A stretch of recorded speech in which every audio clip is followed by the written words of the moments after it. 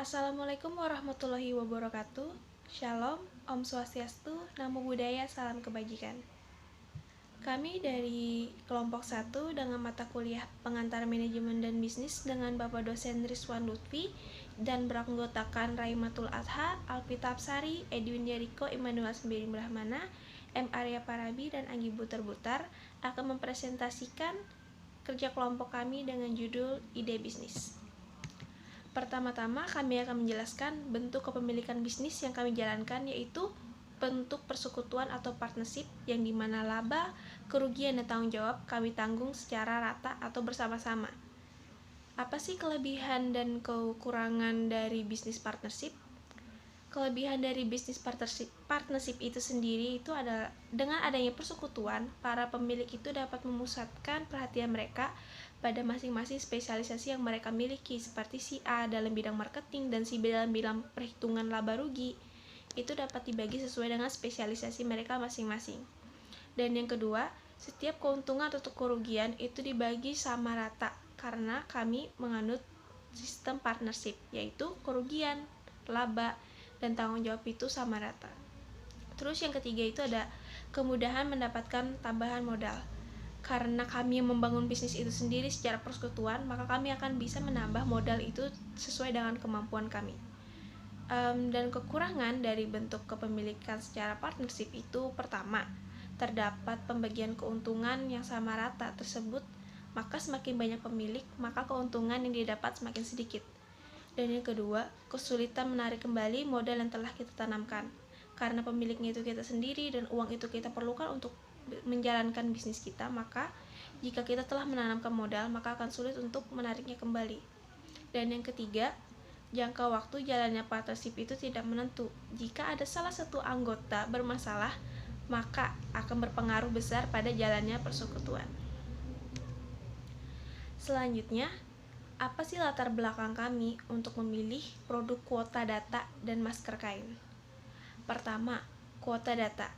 Pada saat pandemi sekarang, pandemi corona, Indonesia ini memperlakukan sekolah dari rumah, bekerja dari rumah, kuliah dari rumah, dan tetap untuk di rumah aja.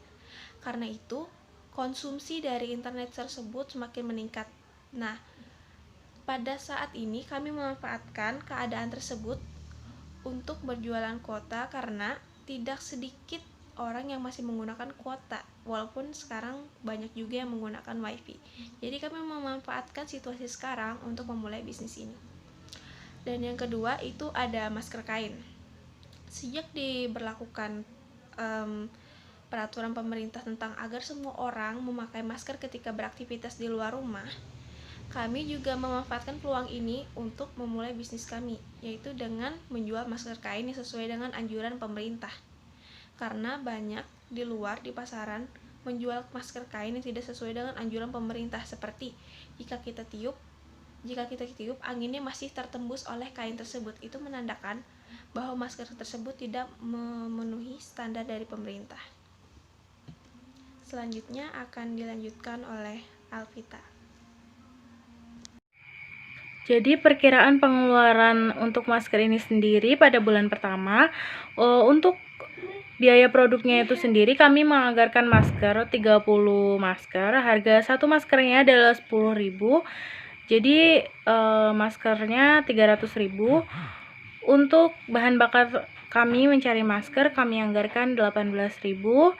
Dan untuk keamanan diri kami saat membeli masker adalah 100.000.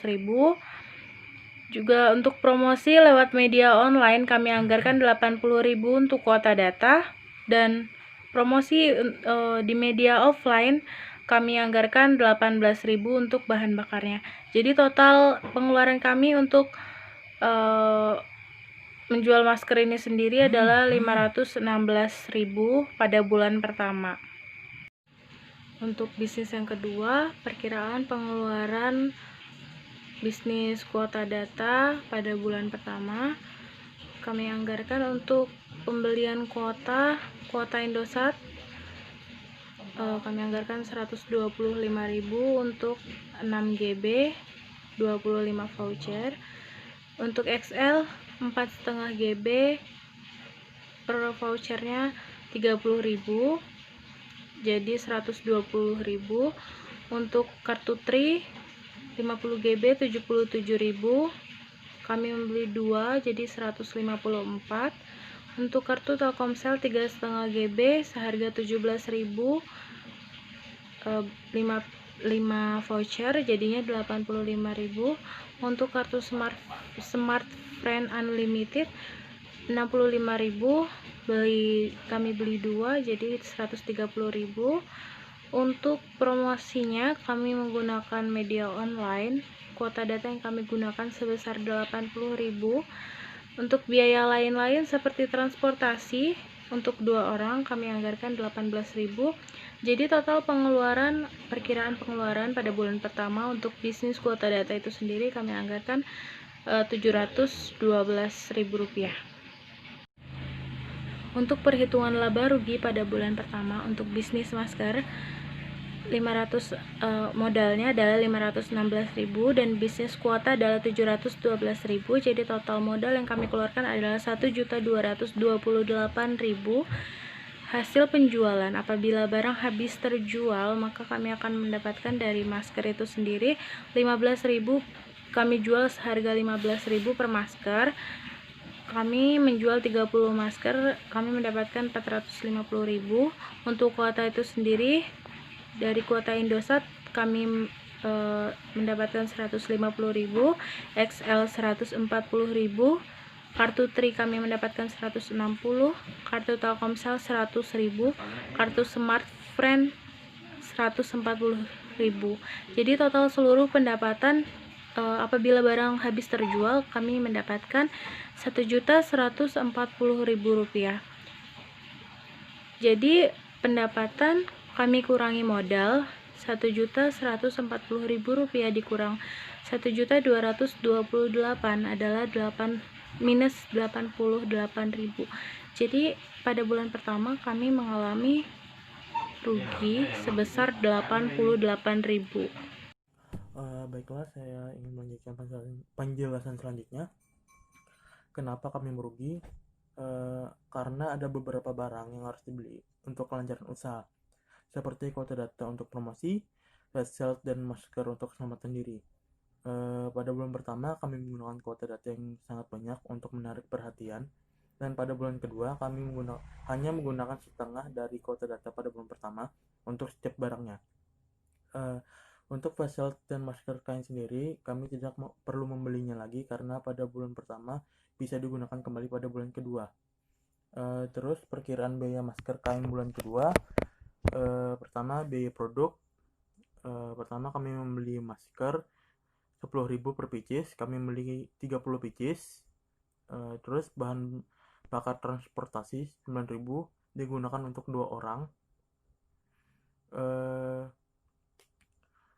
Terus promosi, di sini kami menggunakan kuota data sebesar 40.000, hanya digunakan 1 orang, berbeda dengan pada bulan pertama kemarin. Terus penjualan bahan bakar untuk pengiriman masker sebesar 18.000. Total pada pengeluaran bisnis masker pada bulan kedua sebesar 376.000. Baiklah, penjelasan selanjutnya, perkiraan pengeluaran bisnis kota pada bulan kedua. Pembelian kuota, pertama kami membeli kuota Indosat 6 GB 25.000 per pieces. Kami membeli 5 pieces seharga 125.000. Terus kuota internet XL 4,5 GB seharga 30.000 per pieces. Kami membeli 4 pieces seharga 120.000. Terus Tri Cinta 50 GB 77.000. Kami membeli 2 pieces seharga 154. Terus Telkomsel 3,5 GB seharga 17.000 per pieces. Kami mengambil 5 pieces seharga 85.000. Terus Smart Friend Unlimited 65.000. Kami mengambil 2 pieces seharga 130.000. Terus dengan promosinya kami menggunakan kuota data seharga 40.000, hanya digunakan 1 orang, berbeda pada bulan sebelumnya. Terus biaya lain-lain transportasi sebesar 9.000 untuk setiap orangnya. Kami di sini ada 2 orang yang menjalankan transportasi. Jadi total perkiraan pengeluaran bisnis kota pada bulan kedua adalah 672.000.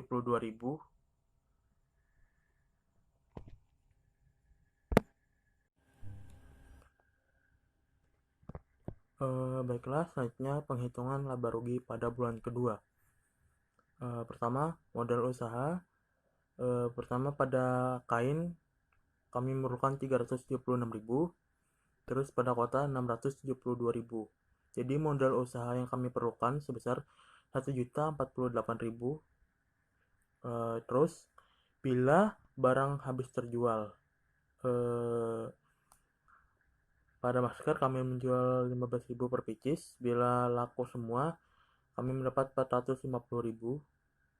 Terus kuota Indosat kami menjual sebesar 30.000 per pieces.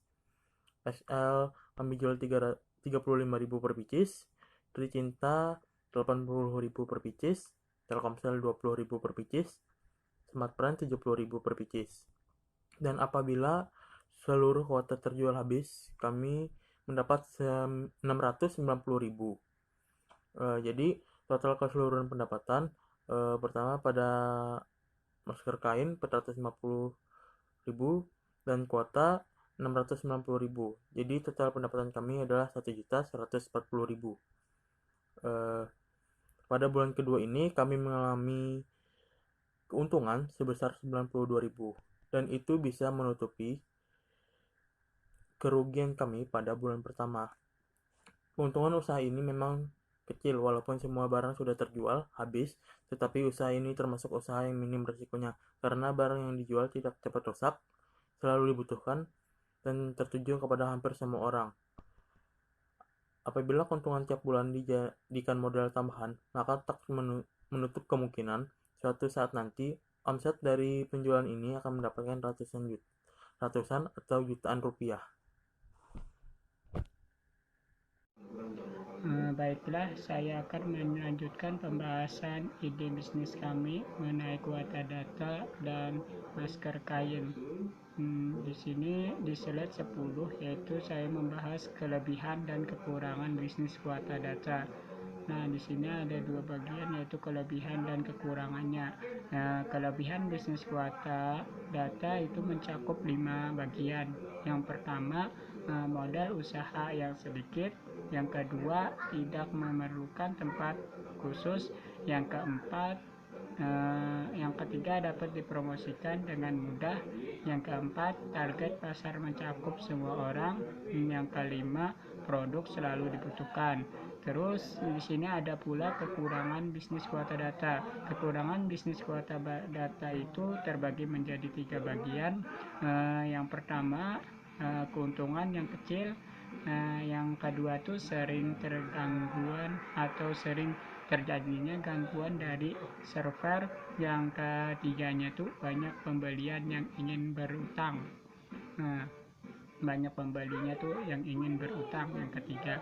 Terus yang slide ke-11 yaitu kelebihan dan kekurangan bisnis masker kain. Nah, di sini ada dua bagian, kelebihan dan kekurangannya pula. Kelebihan bisnis masker kain dari kami itu ada satu pembahasan yaitu selama masa pandemi ini masker kain adalah salah satu produk yang paling dicari. Jadi selama masa pandemi atau masa virus corona ini, masker kain itu atau masker produk yang paling dicari oleh orang-orang banyak. Terus ya ada pula kekurangannya dalam bisnis masker kain, yaitu terbagi menjadi dua bagian dari kelompok kami. Yang pertama itu bisnisnya itu musiman, anggapannya tuh kada setiap tahun ada, kada setiap bulan ada, bisnisnya tuh musiman. Terus yang keduanya tuh banyak yang sudah menjual atau bisa jadi dikatakan banyak saingan. Nah, terus yang pembahasan ke-12 atau slide ke-12, yaitu tentang tata cara jalannya bisnis. Di sini ada dua bagian pula, yaitu jalannya bisnis kuota data dan jalannya bisnis masker kain. Jadi jalannya bisnis kuota data ialah sebagai bentuk pencegahan penyebaran virus corona, maka hanya akan menjual kuota data dalam bentuk voucher. Terus pembelian melakukan pembayaran via GoPay, via OVO, Dana, dan lain sebagainya. Setelah pembelinya pembayarannya diterima ke kami, maka kami akan mengirimkan kode vouchernya melalui via WA, IG, dan lain sebagainya secara pribadi kepada mereka. Terus yang B, yaitu jalannya bisnis masker kain. Nah, di sini kami membagi di antara anggota kelompok kami, sebagian dari anggota kelompok kami 2 orang ataupun 3 orang akan pergi ke pasar untuk mencari atau membeli masker kain yang ada di pasar tapi sesuai dengan anjuran pemerintah dan akan dijual kembali secara online. Nah, jadi kami membeli produknya itu di pasar yang sesuai anjuran pemerintah, namun akan kami jual secara online. Jadi kami menjual kembali bahan dari produk pasar dan kami jualkan secara online di media medsos sosial atau di medsos lainnya seperti IG, WA, dan lain sebagainya. Terus di sini ada pula masker kain yang sesuai dengan anjuran pemerintah tadi. Nah, kami menyimpulkan masker kain yang sesuai dengan anjuran pemerintah ini ada 3 bagian, yaitu yang pertama tuh menutup bagian tepi wajah secara sempurna, menutup dari sekitaran mulut sampai setengah pipi atau menutup sampai ke dekat daun telinga. Terus yang keduanya tuh jika dicuci tidak merubah bentuk. Nah, jadi masker kainnya tuh ketika kita cuci tidak merubah warna atau bentuk.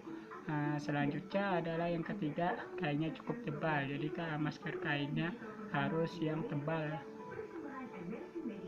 agar tidak cepat terkena virus corona. Baiklah, demikian penjelasan dari kelompok kami atau ide bisnis dari kelompok kami. Mohon maaf apabila ada kata yang salah dari kami, dan terima kasih atas perhatiannya.